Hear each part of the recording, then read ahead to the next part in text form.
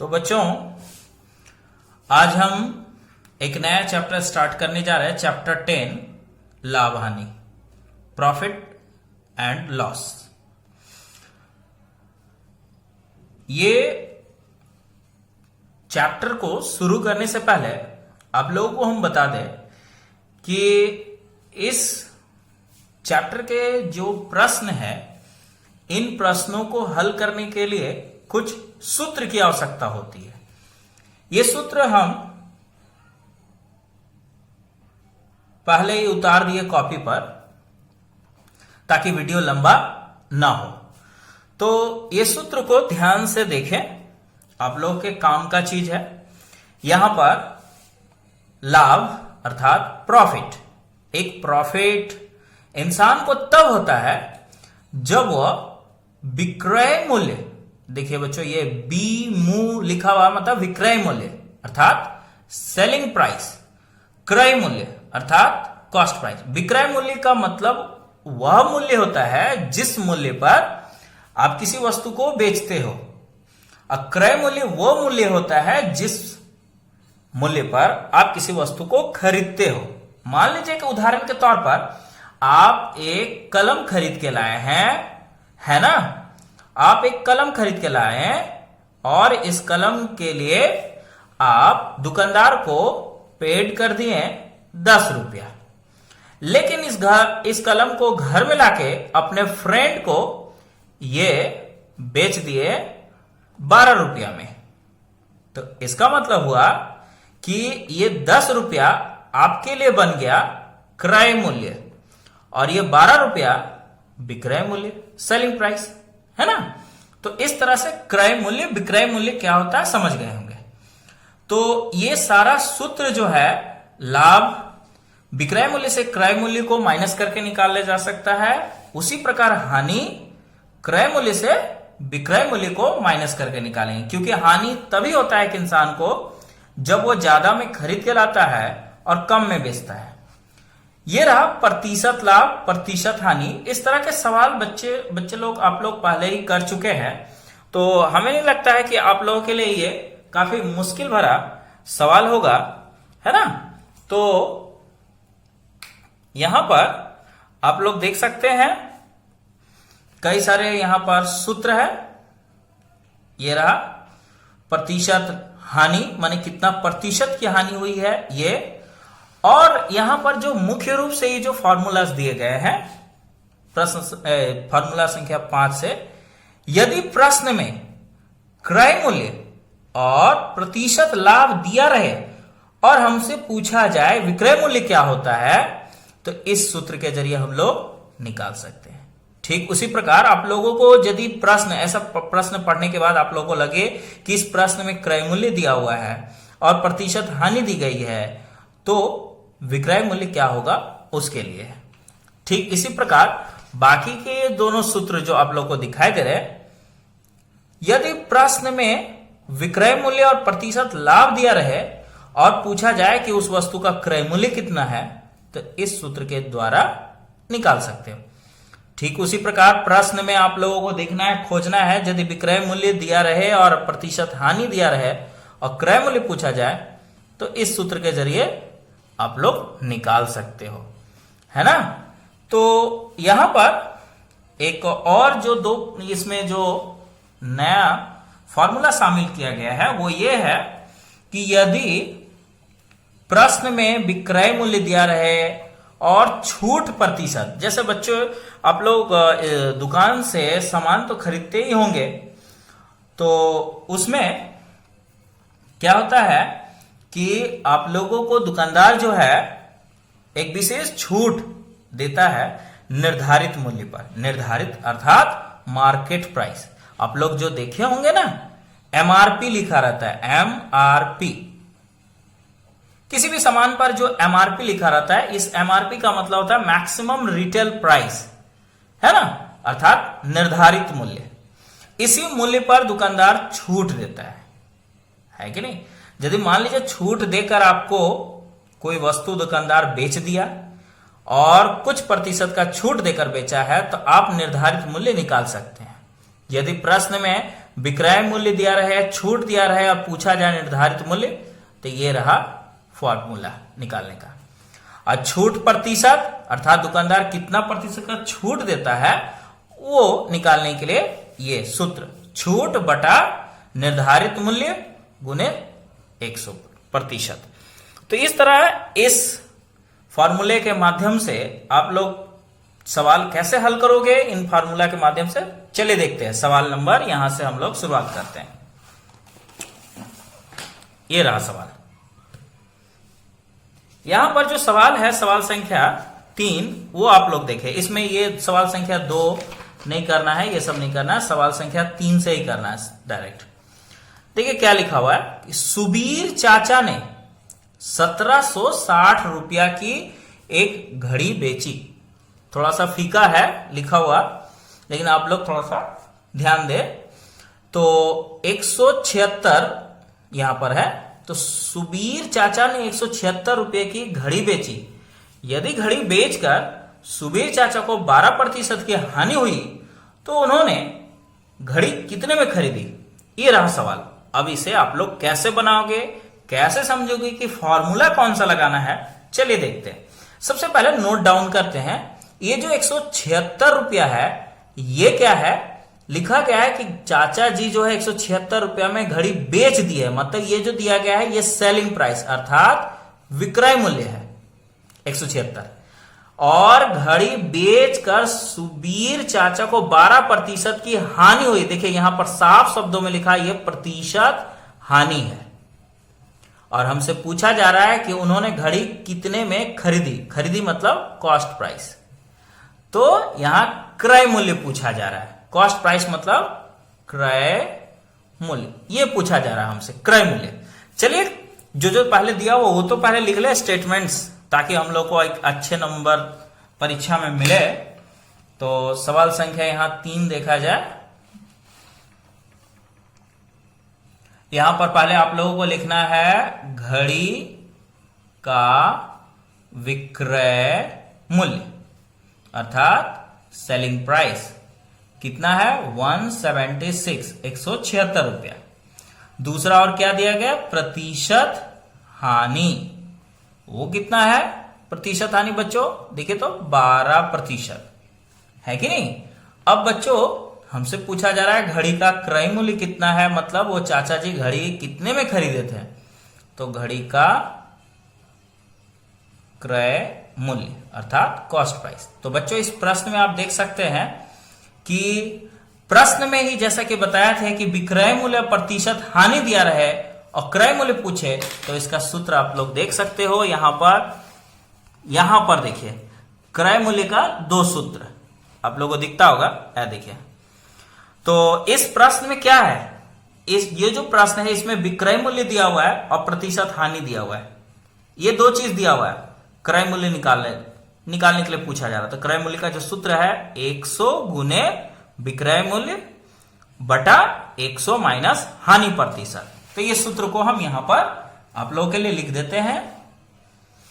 तो जो सूत्र होगा वो क्या है, सूत्र 100 गुने विक्रय मूल्य बटा 100 माइनस हानि प्रतिशत, ये रहा सूत्र।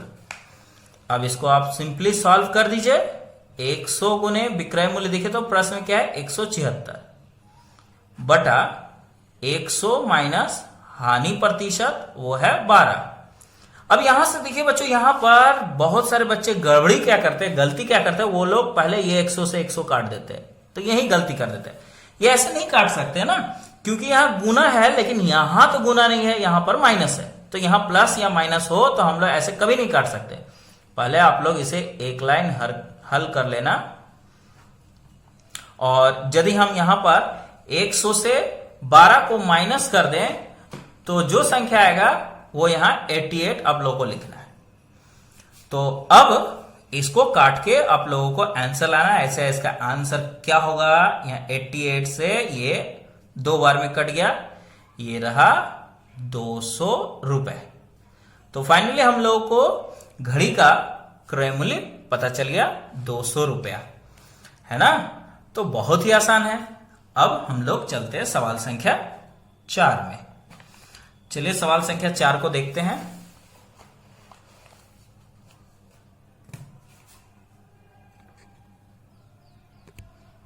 क्या है सवाल संख्या 4 में? अनुवरी बेगम ने 10 नींबू 30 रुपया में खरीदकर प्रति दर्जन 42 रुपया में बेच दिए। तो गणना करके देखे कि अनुवरी बेगम को कितना प्रतिशत का लाभ या हानि हुआ है। तो इसमें बच्चों आप लोगों को क्या समझना है? समझना यह है कि ये जो अनुवरी बेगम है वो क्या करती है कि मार्केट से वो क्या करती कि 10 नींबू 30 रुपया में खरीद के लाती है ना। मतलब यदि 10 नींबू को वो 30 रुपया में खरीद के लाए और यहां प्रति दर्जन मतलब 12 नींबू को वो 42 रुपया में बेचती है, तो क्या लाभ या क्या हानि होता है? तो सबसे पहले हम इस डेटा से, ये जो दिया गया है कि 10 नींबू का 30 रुपया कीमत हो सकता है, तो पहले इसी से हम लोग निकालेंगे कि 12 नींबू को वो कितना में खरीदती होगी, क्योंकि 12 नींबू को वो बेचती है 42 रुपया में ना, तो 12 नींबू को खरीदती कितना में। यदि ये पता लगा लें तो हमें लाभ या हानि का भाव पता चल जाएगा। तो यहां पर जो सवाल संख्या दी गई है 4 में, वो क्या है, यहां लिखेंगे कि 10 नींबू का क्रय मूल्य, खरीदी कितना में, क्रय मूल्य कितना है 30 रुपया, 30 रुपया है कि नहीं। अब इसी से हम लोग 12 नींबू यदि वो खरीदती तो कितना में खरीदती, भाव पता चल जाएगा। 1 नींबू का क्रय मूल्य 30/10, उस हिसाब से 12 नींबुओं का क्रय मूल्य कितना होगा 30/10 गुने 12, 36 रुपया में। अब बच्चों आप लोगों को क्या मिला? 12 नींबू का क्रय मूल्य क्या हो सकता है 36 रुपया, जबकि 12 नींबू का इसमें प्रश्न में दिया गया है कि प्रति दर्जन 42 रुपया में बेचती है। प्रति दर्जन में 1 दर्जन, मतलब 12 नींबू का विक्रय मूल्य क्या है 42 रुपया। तो आप लोग देखो यहां पर और डिसाइड करो कि लाभ हुआ है या हानि हुई है। तो 12 नींबू का खरीद में क्या है 36 रुपया देना पड़ता है, लेकिन 12 नींबू बेचकर 42 रुपया मिलता है। तो साफ पता चल रहा है कि ये प्रॉफिट हुआ है, लाभ हुआ है। तो लाभ कितने रुपए का हुआ है? यहां पर 12 नींबू पर यदि लाभ देखा जाए तो लाभ निकाल सकते हैं, 42 माइनस 36 बराबर 6 रुपया, 6 रुपया का लाभ हुआ है। लेकिन यहां इस प्रश्न में हमसे पूछा जा रहा है कि कितना प्रतिशत लाभ या हानि होता है। मतलब यहां यदि लाभ हुआ है तो हम लोग को हिसाब करना है प्रतिशत लाभ। प्रतिशत लाभ का सूत्र होता है लाभ बटा क्रय मूल्य गुने 100। ठीक है, तो लाभ बटा क्रय मूल्य गुने 100। अब यहां पर करना क्या है, लाभ हम लोग देख सकते हैं 6 रुपया का है, और क्रय मूल्य ये 36, ये नहीं लेना है बच्चों, ये क्योंकि ये जो लाभ है ये 12 नींबू पर लाभ है ना, तो यहां पर हमें क्रय मूल्य 12 नींबू का ही क्रय मूल्य को लेना है 36 गुने 100। अब ये 6 छक 36 तो कट गया। अब ये यदि आगे काटा जाए तो ये 2 से कटता है और ये भी 2 से, तो ये 50 दूनी 100 और यहां पर 3 दूनी 6, अर्थात 50/3%। इसे पूर्णांक में आप लोग बदल सकते हो, 16.2/3%। तो ये रहा 4 का सॉल्यूशन। तो उम्मीद है कि बच्चों आप लोग इस 4 नंबर को बहुत ही आसानी ढंग से मैं बना दिया। आप लोग इसे, हालांकि नीचे में कुछ दिया गया है, इसका हिंट्स दिया गया है, संकेत दिया हुआ है। देखिए हम अभी, मेरा नजर पड़ा है अभी, संकेत दिया हुआ है, तो संकेत को फॉलो करने की कोई आवश्यकता नहीं है, क्योंकि हम बिना संकेत का ही बना दिए यहां पर, है ना। तो ये रहा सॉल्यूशन, थोड़ा सा देख लीजिए। अब हम लोग सवाल संख्या नेक्स्ट देखते हैं, अर्थात 5 नंबर। क्या है 5 नंबर में सवाल, थोड़ा देख लेते हैं। अमल बाबू ने एक चित्र 20% हानि पर बेचा। मतलब अमल बाबू 20% हानि में बेच दिए बेचारा चित्र को। अब आगे है लाइन, किंतु 200 रुपये ज्यादा में बेचते, ज्यादा पर बेचते तो 5% का लाभ होता। तो इसको यदि हम यूं कहें उलट के, यदि वो सामान जो खरीद के लाए थे चित्र, वो चित्र को 5% लाभ में बेचते तो उन्हें 200 रुपया ज्यादा मिलता। लेकिन ऐसा हुआ नहीं, वो तो पता नहीं कितना में खरीद के लाए और 20% हानि में बेच दिए। तो इस प्रश्न में सवाल है कि उन्होंने चित्र कितने रुपए में खरीदा था। तो बस यहीं से माना हम लोग शुरू करते हैं, है ना। तो मान लेते हैं चित्र जो है उन्होंने x रुपए में खरीदा था। ठीक है, चलिए देखते हैं, सवाल को बनाते हैं।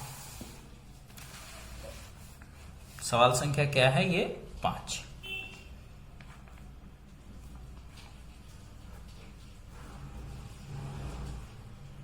माना अमल बाबू है ना, तो अमल बाबू माना चित्र का क्रय मूल्य बराबर x रुपया। माना चित्र का क्रय मूल्य x रुपया। ठीक है, अब उन्होंने 20% हानि में यदि बेचता है तो कितना रुपया उन्हें मिला होगा। तो यहां लिखेंगे 20% हानि पर चित्र का विक्रय मूल्य, है ना बच्चों। तो आप लोग जानते हो विक्रय मूल्य का फॉर्मूला। विक्रय मूल्य निकालने के 2 फॉर्मूले हैं। यदि प्रश्न में देखिए, प्रश्न में क्या है, क्रय मूल्य है और प्रतिशत हानि है। तो इस सूत्र जो है आप लोग देखो, यहां पर विक्रय मूल्य निकालने का 2 फॉर्मूला ये रहा। प्रश्न में क्रय मूल्य और प्रतिशत हानि दिया हुआ, तो मतलब इस फॉर्मूले के जरिए विक्रय मूल्य निकाल लेंगे, है ना।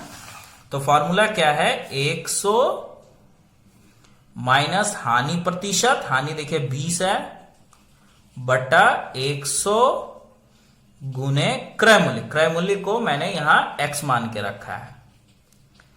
तो ये हो गया यहां 80 बटा 100, ये x, ये 0 से ये 0 कट गया, ये 4 दूनी 8, 5 दूनी 10, मतलब 4x बटा 5 रुपए। ये रुपया बेचारा अमल बाबू को मिला। अब है कि सवाल जो है आगे लिखा हुआ है कि यदि वो 200 रुपया ज्यादा में बेचते तो 5% का लाभ होता।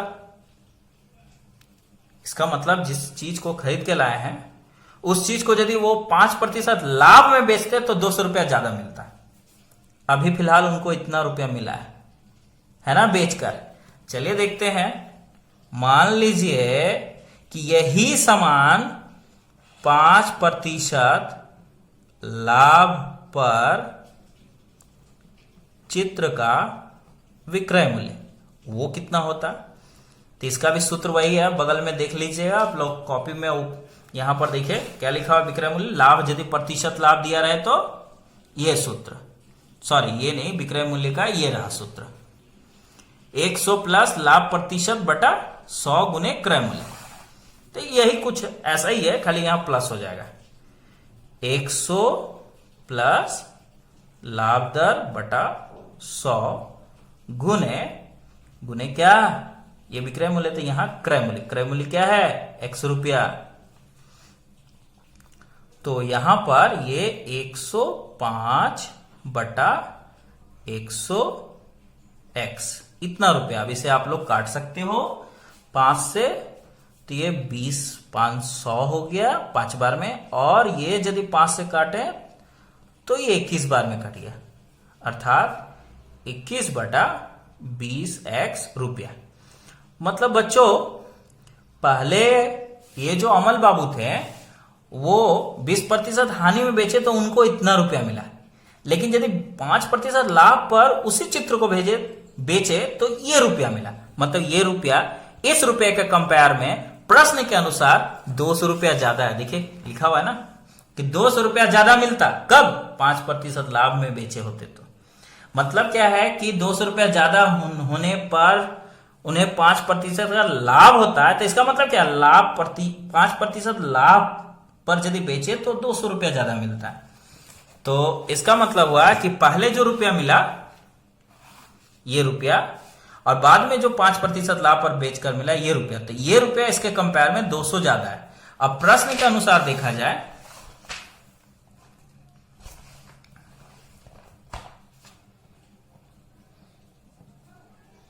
तो क्या है, देखिए तो इधर 21x/20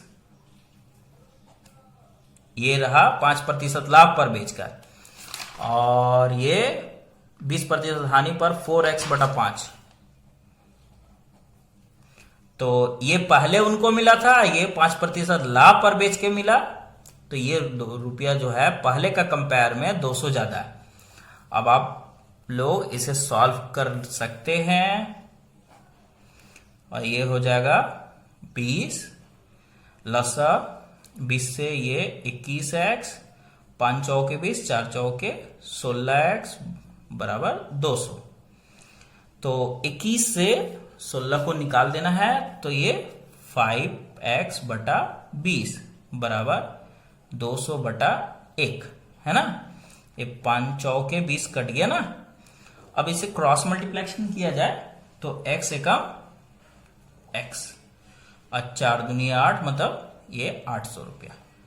तो इस प्रकार यहां पर हम लोग देख पा रहे हैं कि चित्र का जो क्रय मूल्य था, जो x हम लोग मान के रखे हैं, वो 800 रुपया हो गया। तो उम्मीद है बच्चों आप लोग इस चित्र का तो प्राइस समझ ही गए होंगे। अब हम लोग प्रश्न संख्या 6 देखते हैं। अब बच्चों प्रश्न संख्या 6 क्या है वो देखते हैं। सुप्रिया ने एक घड़ी खरीदी। यदि घड़ी को 370 रुपया में बेचे तो उसे जितना लाभ होगा 210 रुपया में बेचने पर उतनी ही हानि होगी। इसका क्या मतलब हुआ बच्चों? मतलब ये जो सुप्रिया है वो एक घड़ी खरीदी है ना, और घड़ी खरीद कर 300 घर में आके सोचती है कि 370 रुपया में बेचे तो लाभ होगा, लेकिन 210 रुपया में बेचे तो हानि होगा, है कि नहीं? और वो भी उतना ही हानि होगा जितना लाभ होगा। तो घड़ी का क्रय मूल्य ज्ञात कीजिए। तो बच्चों इसमें क्या है कि घड़ी का क्रय मूल्य निकालना है कि आखिर सुप्रिया कितना में खरीदी थी। तो यदि मान लेते हैं कि घड़ी को, यहां पर जो बातें प्रश्न में दी गई है उन बातों को मैं पहले लिख लेता हूं। क्या है यहां पर? माना, पहले तो हमें लिखना पड़ेगा, माना घड़ी का क्रय मूल्य माने खरीदा x रुपया, है ना बच्चों। तो आगे यहां पर है कि 370 रुपया में बेचे तो उसे जितना लाभ, इस पॉइंट पर फोकस कीजिए। 370 रुपया में बेचे तो उसे जितना लाभ, मतलब 370 में बेचने पर उसे लाभ होता है। तो यहां लिखेंगे 370 रुपया में बेचने पर लाभ। तो आप लोगों को पता है ना लाभ किस अवस्था में होता है? जब ज्यादा में बेचा कम में खरीदा। मतलब लाभ निकालने के लिए हमें क्या करना पड़ेगा? 370 से x रुपया को माइनस करना पड़ेगा, क्योंकि ये क्रय मूल्य मान लिया है ना, और 370 में बेचा है तो विक्रय मूल्य से क्रय मूल्य को माइनस करने से लाभ। तो ये रहा लाभ। लेकिन वहीं दूसरी तरफ 210 रुपया में बेचने पर उतना ही हानि होती है। मतलब यदि 210 रुपया में बेचने पर हानि हो जाता है, तो हानि बच्चों किस अवस्था में होता है आप लोग बताओ तो? हानि तब होता है एक इंसान को जब वो अधिक कीमत में क्रय करता है, माने ज्यादा में खरीदा और कम में बेचा। मतलब ये अमाउंट ज्यादा है और ये अमाउंट कम है, तो x माइनस 20 रुपया ये हानि मान लीजिए, है कि नहीं। तो ये रहा लाभ, ये रहा हानि। तो प्रश्न कहता है, थोड़ा सा फिर से प्रश्न बोलते हैं, देखिए इसी में 370 रुपया में बेचने पर जितना लाभ हुआ है 210 रुपया में बेचने पर उतना ही हानि हुआ है। मतलब यहां लाभ और हानि क्या है, बराबर है। प्रश्नानुसार अकॉर्डिंग टू क्वेश्चन, लाभ बराबर हानि। तो अब इसे आप लोगों को सॉल्व करना है और x का मान को निकाल लेना है, तो आंसर आप लोगों को मिल जाएगा। उम्मीद है कि आप लोग तो इसे हल कर ही लोगे, है कि नहीं, बहुत आसान है। चलिए अब प्रश्न संख्या 7 पर ध्यान देते हैं। इसे मैं घेर देता हूं, सारा बना दूंगा तो आप लोग तो खुश तो होंगे ही, लेकिन मैं नाराज हो जाऊंगा, क्योंकि मैं चाहता हूं कि आप लोग भी कुछ मेहनत करो। अभी क्वेश्चन नंबर 7 को देख लो, क्या है। मेरी बहन, मेरी तो कोई बहन ही है नहीं, फिर भी आप लोग भी देखो। मेरी बहन ने अरुण मामा की दुकान से 255 रुपए में एक छाता खरीदा। बहुत अच्छी बात है। देखिए मेरी बहन जो नहीं है, मान लीजिए कि अरुण मामा के दुकान गई और दुकानदार से 255 रुपए में एक छाता खरीद कर ले आई। बहुत अच्छी बात। अब ये जो अरुण मामा है, यदि छाता के निर्धारित मूल्य पर 15% का छूट दे, मतलब छाता में जो निर्धारित मूल्य किया गया था, मतलब उसमें जो MRP था, स्टिकर चिपका हुआ था, उस पर वो 15% का छूट दिए हो, तो आखिर छाता का निर्धारित मूल्य क्या है। तो यहां पर बच्चों आप लोग देख सकते हो कि यहां ये जो 255 है ये विक्रय मूल्य है, क्योंकि इसी मूल्य पर अरुण मामा बेच देते हैं, तभी तो मेरी बहन खरीद कर लाई ना। तो ये जो है ये विक्रय मूल्य है और ये छूट प्रतिशत है। निकालना क्या है, निर्धारित मूल्य। तो चलिए आप लोगों को पहले जो जो तथ्य दिए गए हैं वो तथ्यों को हम यहां पर पहले लिखते हैं, है ना। यहां छाता का विक्रय मूल्य 255 रुपया। छूट प्रतिशत, छूट प्रतिशत की बात करें तो बच्चों 15% की छूट मिली है। और हमसे पूछा जा रहा है, क्या पूछा जा रहा है, निर्धारित मूल्य अर्थात मार्केट प्राइस, है ना। तो बच्चों इस प्रश्न में जो दी गई है तथ्य वो क्या है, विक्रय मूल्य और छूट प्रतिशत। निकालना क्या है, निर्धारित मूल्य। तनिक फॉर्मूला आप लोग भी देख लो, ऐसा फॉर्मूला हम दिए हैं, देखिए तो लास्ट में। यदि प्रश्न में विक्रय मूल्य दिया रहे, छूट दिया रहे, तो निर्धारित मूल्य आप लोगों को निकालना कैसे है, 100 गुने विक्रय मूल्य बटा 100 माइनस छूट। मतलब फॉर्मूला है 100 गुने विक्रय मूल्य बटा 100 माइनस छूट प्रतिशत। ये रहा फॉर्मूला। तो 100 गुने विक्रय मूल्य देखो तो कितना है विक्रय मूल्य, ये रहा 255 और 100 यहां पर ये रहा, और छूट प्रतिशत 15, है ना। आप लोगों को करना क्या है, इसे ऐसे ही लिखना है और इसे 15 माइनस कर देना है। 15 माइनस करने से ये 85 आ जाएगा, इतना रुपया। आप लोग इसे सॉल्व कर तो लोगे ना, ये तो आसान है, यहां तक तो हम कर ही दिए। तो इस हिसाब से ये प्रश्न भी कंप्लीट हो गया, है ना। तो अब प्रश्न संख्या 8 के बाद से मैं दूसरे वीडियो में जरूर बताऊंगा। तो यहां फिलहाल के लिए, है ना, 5 प्रश्नों को मैं दिखा दिया, 3 से लेकर 7 तक, ठीक है।